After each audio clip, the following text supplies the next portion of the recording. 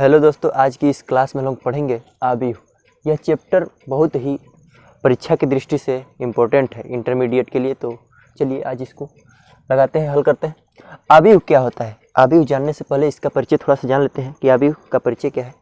देखिए, सन 1850 ईस्वी में जे सिल्वेस्टर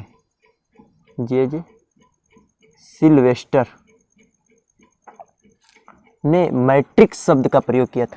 किस शब्द का? मैट्रिक्स। सन 1850 ईस्वी में सबसे पहले मैट्रिक्स शब्द का प्रयोग किसने किया था? जे सिल्वेस्टर ने। इसके 8 साल बाद मतलब 1858 ईस्वी में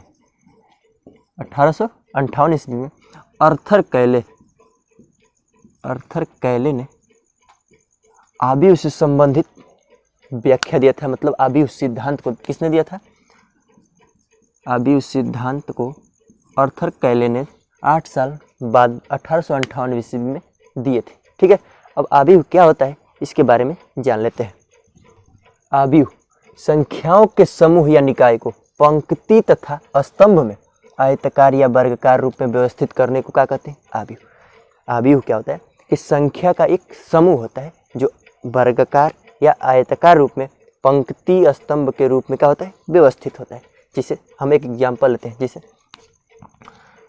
राम और श्याम दो मित्र हैं। ठीक है, ये दोनों बाजार गए तो राम आलू खरीदता है। क्या खरीदता है? आलू। और दाल खरीदता है। राम भी खरीदता है और श्याम भी खरीदता है। ठीक है, तो राम 2 केजी आलू खरीदता है और 1 केजी दाल खरीदता है। उसी प्रकार श्याम भी 3 केजी आलू खरीदा और 2 केजी दाल खरीदा। तो ये संख्या हो गई ना, 2 केजी आलू, 3 केजी आलू, 1 केजी दाल और 2 केजी दाल। इसी संख्या के समूह को पंक्ति तथा स्तंभ के रूप में, आयत के रूप में या वर्ग के रूप में व्यवस्थित करने को ही आव्यूह कहते हैं। जैसे इन संख्याओं के समूह को अगर हम निकाल लें, यहाँ 2, 1, 3, 2, ये संख्या का समूह क्या कहलाता है? ये संख्या का समूह आव्यूह कहलाता है। ठीक है, आप समझ गए होंगे कि आव्यूह क्या होता है। तो अच्छी तरह से आप समझेंगे कि इसमें पंक्ति क्या होती है, स्तंभ क्या होता है। ठीक है, पंक्ति का मतलब कि क्षैतिज रेखा को क्या कहते हैं?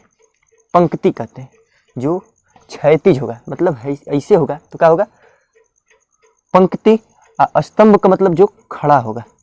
खड़ा का मतलब जो खड़ा होगा वो स्तंभ, और जो क्षैतिज होगा वो पंक्ति। ये भी पंक्ति हो गई, ये क्षैतिज है ना, तो पंक्ति। और जब खड़ा होगा इसे तो ये स्तंभ होगा। ठीक है, तो क्षैतिज रेखा को कहते हैं पंक्ति, और जो स्तंभ होगा वो खड़ा। तो खड़ी रेखा को क्या कहेंगे? स्तंभ कहेंगे। ठीक है, एक और आव्यूह लेते हैं। जैसे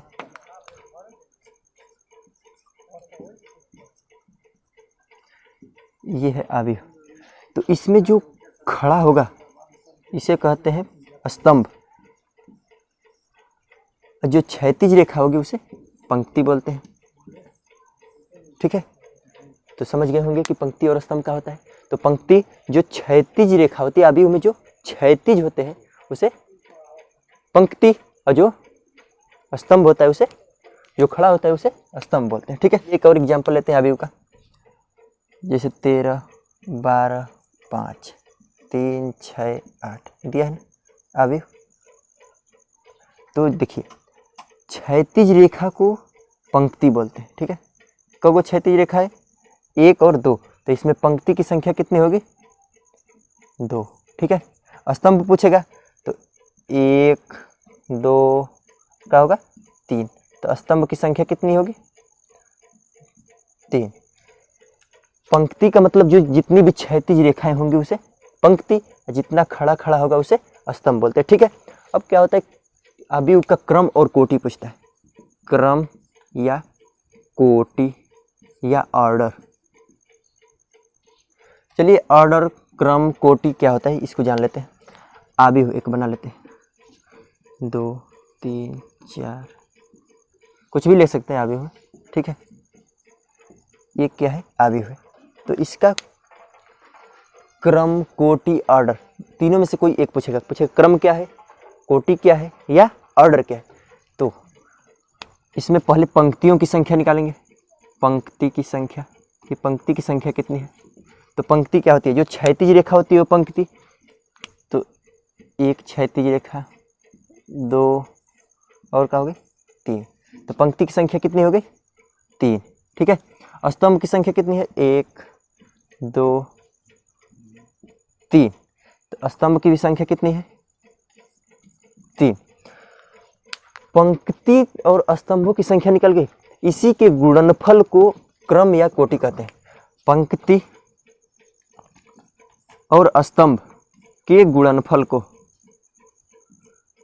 आव्यूह का क्रम या कोटि कहते हैं। ठीक है, समझ गए होंगे कि पंक्ति जितनी रहेगी और जितने स्तंभ रहेंगे, इसी के गुणनफल को कहते हैं आव्यूह का क्रम या कोटि। ठीक है।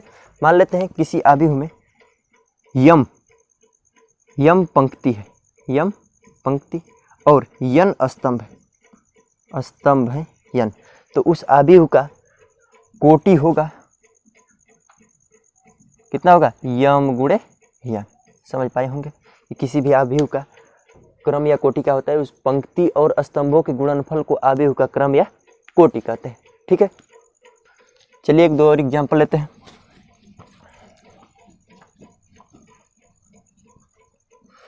जैसे आव्यूह, आव्यूह को हमेशा बड़े कोष्टक में लिखते हैं, अक्सर बड़े कोष्टक में लिखते हैं। ठीक है, बड़े वाले कोष्टक में 2, 3, 4, 5, 8, 10। ठीक है, हमको आव्यूह मिल गया।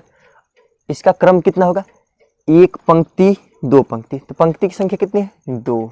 स्तंभों की संख्या कितनी है, 1, 2, 3। तो स्तंभ की संख्या क्या होगी, 3। तो इसका क्रम क्या होगा, 2 गुणे 3। कोटि कितनी होगी, 2 गुणे 3। ऑर्डर कितना होगा, 2 गुणे 3। आप लोग समझ पाए होंगे कि कोटि क्या होती है।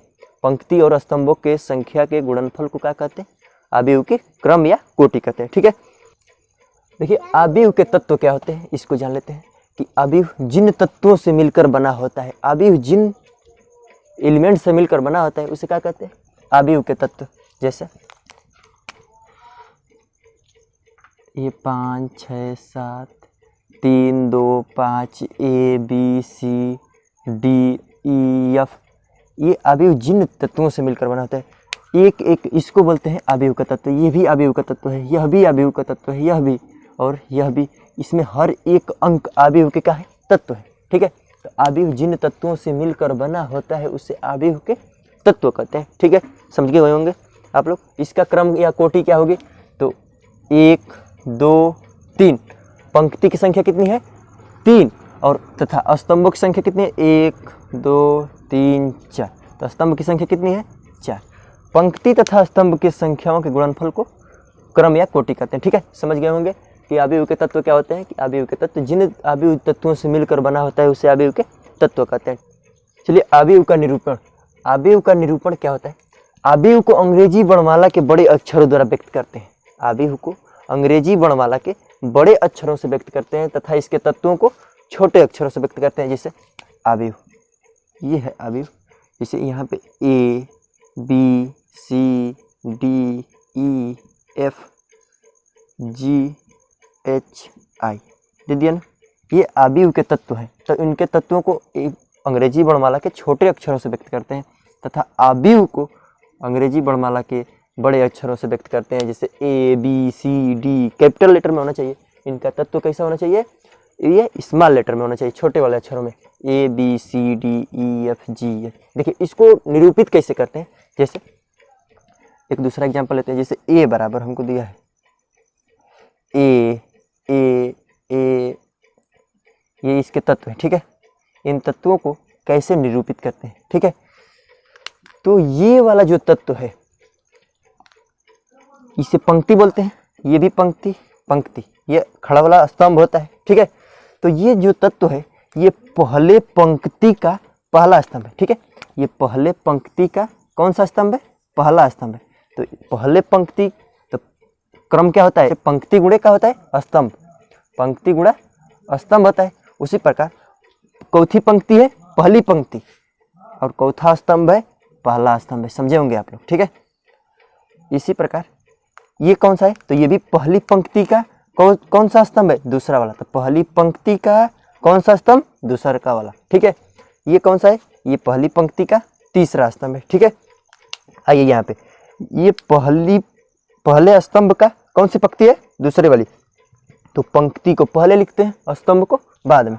तो दूसरी पंक्ति का पहला स्तंभ है ये भी दूसरी पंक्ति का कौन सा स्तंभ है, दूसरी पंक्ति का दूसरा स्तंभ है। ये दूसरी पंक्ति का तीसरा स्तंभ है, ठीक है। ऐसे निरूपित करते हैं, व्यक्त करते हैं। ये तीसरी पंक्ति का पहला स्तंभ, ये तीसरी पंक्ति का दूसरा वाला स्तंभ, ये तीसरी पंक्ति का तीसरा स्तंभ। इस प्रकार अवयव के हर तत्वों को क्या करते हैं, निरूपित करते हैं। समझ पाए होंगे आप लोग। कोई भी अवयव का तत्व है तो कहेगा कि ये कौन सा तत्व है, तो हम बोलेंगे कि A11 है, ठीक है। ये कौन सा तत्व है, तो ये दूसरी पंक्ति का दूसरा स्तंभ है, मतलब A22 वाला ये है, ठीक है। समझ गए होंगे। कोई भी अगर अवयव का तत्व निकालना होगा तो इसी प्रकार हम लोग निरूपित करेंगे। तो आप समझे होंगे कि अवयव को निरूपित कैसे किया जाता है। इसलिए अक्षरों द्वारा व्यक्त किया जाता है, कौन सी पंक्ति है, कौन सा स्तंभ है, तो निकाल लेंगे आप लोग। चलिए अवयव के कितने भेद होते हैं, कितने प्रकार के अवयव होते हैं, उसके बारे में जानते हैं। चलिए अवयव के भेद क्या होते हैं। अवयव के निम्नलिखित भेद है जो बारी बारी से पढ़ेंगे। पहला नंबर पर, दूसरा नंबर, तीसरा नंबर पर। ऐसे पहला नंबर पर है क्षैतिज अवयव, हॉरिजॉन्टल मैट्रिक्स। हॉरिजॉन्टल मैट्रिक्स या क्षैतिज अवयव क्या होता है, वह अवयव जिसमें पंक्ति की संख्या स्तंभों की संख्या से क्या हो, कम हो। मतलब क्षैतिज अवयव का मतलब क्षैतिज में अधिक होगा। क्या होगा, वह अवयव जिसकी पंक्तियों की संख्या स्तंभों की संख्या से क्या हो, कम हो। जैसे देख लेते हैं, यह अवयव है,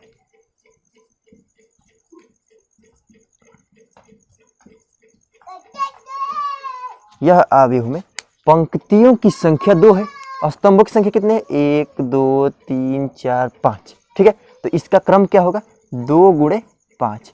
यह अवयव क्षैतिज अवयव है। देखिए, वह अवयव जिसमें पंक्ति की संख्या स्तंभों की संख्या से कम हो उसे क्षैतिज अवयव कहते हैं। एक और एग्जांपल देख लेते हैं। जैसे 2 6 8, 3 9 6 7 8, 2 3 6। तो इसमें पंक्तियों की संख्या 3 है, 1 2 3। पंक्ति की संख्या कितनी है, 3। स्तंभों की संख्या है 4। तो इसका होगा 3 गुणे 4। क्रम क्या होगा, 3 गुणे 4। तो जिसमें पंक्ति की संख्या स्तंभों की संख्या से कम होगी उसे क्षैतिज अवयव कहते हैं। समझ गए होंगे आप लोग। चलिए देखते हैं दूसरा नंबर का दिया ऊर्ध्वाधर अवयव। आप समझे होंगे कि क्षैतिज अवयव क्या होता है, कि वह अवयव जिसकी पंक्तियों की संख्या स्तंभों की संख्या से क्या हो, कम हो, उसे क्षैतिज अवयव। अब ऊर्ध्वाधर अवयव उसी का उल्टा होता है। ऐसा अवयव जिसमें स्तंभों की संख्या पंक्तियों की संख्या से क्या हो, कम हो। स्तंभों की संख्या पंक्तियों की संख्या से क्या हो, कम हो। जैसे 2 3 4 6, 3 2 5 1, ठीक है। इसका क्रम क्या होगा, 1 2 3 4। ये क्या है, 4 गो इसमें क्षैतिज रेखाएं, ठीक है। पंक्ति कितनी है, 4, और स्तंभ कितने, 1 2। तो इसका क्या होगा, ऑर्डर 4 गुणा 2। तो एक और एग्जांपल लेते हैं। A B C D E F I J K, कुछ भी ले सकते हैं, Z X Y Z। ये कौन सा अवयव है, ये ऊर्ध्वाधर अवयव है। देखिए, इसमें स्तंभों की संख्या 3 है और पंक्तियों की संख्या कितनी है, 4। तो इसका क्रम क्या होगा, 4 गुणा 3। समझ गए होंगे कि ऊर्ध्वाधर अवयव क्या होगा, कि जिसमें स्तंभों की संख्या पंक्तियों की संख्या से कम होगा उसे ऊर्ध्वाधर अवयव, और क्षैतिज अवयव जिसमें पंक्तियों की संख्या स्तंभों की संख्या से क्या हो, अधिक हो।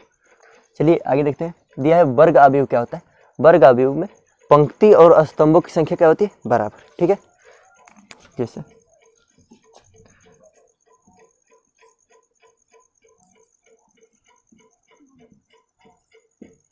ये एक अवयव है, इसमें पंक्ति की संख्या कितनी है, 3, और स्तंभों की संख्या भी क्या है, 3। तो इसका क्रम होगा 3 गुणे 3। जब पंक्ति और स्तंभ की संख्या दोनों का होगी बराबर, तो कौन सा अवयव होगा, वर्ग अवयव, ठीक है। 2, 6, 8, 9, ये कौन सा अवयव है? ये भी वर्ग अवयव है। इसका क्रम क्या है? 2 गुणा 2, पंक्ति की संख्या 2 और स्तंभों की संख्या भी क्या है? 2। समझे होंगे आप लोग कि वह अवयव जिसमें पंक्ति और स्तंभों की संख्या बराबर हो उसे वर्ग अवयव कहते हैं। ठीक है, चलिए दोस्तों, पंक्ति अवयव या पंक्ति सदिश क्या होता है? पंक्ति अवयव या पंक्ति सदिश। पंक्ति अवयव का मतलब ऐसा अवयव जिसमें पंक्ति की संख्या केवल एक हो, एक ही पंक्ति हो, उसे पंक्ति अवयव या पंक्ति सदिश कहते हैं। ठीक है, जैसे 8, 6, 4, 3, ऐसा अवयव जिसमें पंक्ति की संख्या क्या हो? केवल एक हो, एक गुणा 1, 2, 3, 4, 4 होगा इसका क्रम। ऐसा अवयव जिसमें पंक्ति की संख्या केवल क्या हो? एक हो, उसे पंक्ति अवयव या पंक्ति सदिश कहते हैं। एक और एग्जांपल लेते हैं, जैसे x, y, z, ये कौन सा अवयव है? यह भी पंक्ति अवयव है। इसमें पंक्ति की संख्या क्या है? एक। तो जब पंक्ति अवयव कहेगा तो पंक्ति की संख्या एक होनी चाहिए, स्तंभों की संख्या चाहे जितना भी हो। ठीक है, कोई दिक्कत नहीं। स्तंभ अवयव, स्तंभ अवयव का मतलब इसमें स्तंभों की संख्या एक होगी। ठीक है, इसमें स्तंभ की संख्या कितनी होगी? 1, 1, 2, 3, 4, 4 गुणा 1। वह अवयव जिसमें स्तंभ की संख्या क्या हो? 1, उसे स्तंभ अवयव या स्तंभ सदिश। ऐसा अवयव जिसमें पंक्ति की संख्या 1 हो, उसे पंक्ति या पंक्ति सदिश कहते हैं। ठीक है, इसमें स्तंभ की संख्या 1 है, अब पंक्ति वाले में पंक्ति की संख्या 1 है। ठीक है, समझ गए होंगे। शून्य अवयव, क्या? शून्य अवयव या रिक्त अवयव, वह अवयव जिसमें पंक्ति और स्तंभों की संख्या क्या हो? शून्य हो। मतलब अवयव के अंदर जितने भी तत्व है उसका मान कितना होना चाहिए? 0, उसे शून्य अवयव कहते हैं। 0, 0, 0, 0, 0, 0, सभी तत्व क्या होना चाहिए? 0। या एक और ले लेते हैं, 0, 0, 0, 0, 0, 0। कहने का मतलब यह है कि ऐसा अवयव जिसमें पंक्ति और स्तंभों की संख्या शून्य हो उसे शून्य अवयव कहते हैं। ठीक है, चलते अगले। चलिए, इकाई का तत्समक अवयव, इकाई का तत्समक अवयव, इकाई मतलब एक। चलिए देखते हैं कैसा अवयव होता है। वह अवयव जिसका मुख्य विकर्ण क्या हो? एक हो और सभी तत्व का हो? शून्य हो। और अवयव कैसा होना चाहिए? वर्ग अवयव होना चाहिए। देखिए, वह अवयव जिसका मुख्य विकर्ण एक हो, 1, 0, 0, 0, फिर 0, 1, 0, 0, 0, 0, 1, 0, 0, 0, 0, 1। ठीक है, ऐसा अवयव जिसका मुख्य विकर्ण का हो? एक हो और सभी तत्व का हो? शून्य हो। वह वर्ग अवयव जिसका मुख्य विकर्ण क्या हो? एक हो और शेष सभी तत्व शून्य हो, उसे इकाई का तत्समक अवयव कहते हैं। जैसे देखिए, इसका मुख्य विकर्ण ये है, ये क्या है? 1। मुख्य विकर्ण 1 होना चाहिए और शेष सभी तत्व क्या होना चाहिए? 0 होना चाहिए, तभी इकाई का तत्समक अवयव होगा। ये हमेशा वर्ग अवयव होता है। इसकी कोटि हमेशा क्या होती है? समान होती है। जैसे पंक्ति और स्तंभों की संख्या क्या होती है? बराबर होती है। 1, 2, 3, 4, तो पंक्ति की संख्या क्या हो गई? 1, 2, 3, 4, पंक्ति की संख्या 4 और स्तंभों की 1, 2, 3, 4। इसका क्रम, कोटि, ऑर्डर हमेशा क्या होता है? बराबर होता है। ठीक है, विकर्ण अवयव क्या होता है? वह वर्ग अवयव जिसके मुख्य विकर्ण को छोड़कर शेष सभी तत्व शून्य होते हैं। जैसे मुख्य विकर्ण 2, 0, 0, 0, 3, 0, 0, 5, 0, 0, 5। ठीक है, मुख्य विकर्ण को छोड़कर शेष सभी तत्व क्या हो? शून्य हो, उसे कौन सा अवयव कहते हैं? विकर्ण अवयव कहते हैं। ठीक है, मुख्य विकर्ण को छोड़कर शेष सभी तत्व शून्य हो, उसे विकर्ण अवयव कहते हैं। चलिए अगला, अदिश अवयव किसे कहते हैं? देखिए, वह वर्ग अवयव जिसका मुख्य विकर्ण के शेष सभी तत्व, मुख्य विकर्ण के सभी तत्व समान हो और शेष सभी तत्व का हो? शून्य हो। जैसे वर्ग अवयव, वह वर्ग अवयव जिसके मुख्य विकर्ण के सभी तत्व समान हो और शेष सभी तत्व का हो? शून्य हो। जैसे मैंने 5, 0, 0, 0, 5, 0, 0, 0, 5 ये ले लिया, तो इसके मुख्य विकर्ण के सभी तत्व क्या है? समान। इन सभी तत्वों का होना चाहिए समान और बाकी शेष सभी तत्व का हो? शून्य हो, उसे कौन सा? अदिश अवयव कहते हैं। ठीक है, देखिए, उप अवयव किसे कहते हैं? किसी आव्यूह के कुछ पंक्ति कुछ स्तंभों को निकाल देने पर जो शेष आव्यूह बचते हैं उसे उपाव्यूह कहते हैं। जैसे देखिए एक आव्यूह हमारे पास है 2 3 6 8 9 10 13 17 21, ठीक है, ये आव्यूह है। इसके कुछ पंक्ति कुछ स्तंभों को निकाल देने पर जो शेष आव्यूह बचेगा वो कौन सा आव्यूह होगा? उपाव्यूह। जैसे हम पहले स्तंभ और पहली पंक्ति को क्या कर रहे हैं? निकाल दे रहे हैं, तो जो शेष आव्यूह बचेगा, देखिए आव्यूह, इसको पहले पंक्ति और पहले स्तंभ को निकाल दिए तो क्या बच गया? 9 17 10 21, यह एक आव्यूह बच गया ना। ये जो आव्यूह होगा इस आव्यूह का ये क्या होगा? उप आव्यूह, ठीक है। एक और एग्जाम्पल लेते हैं।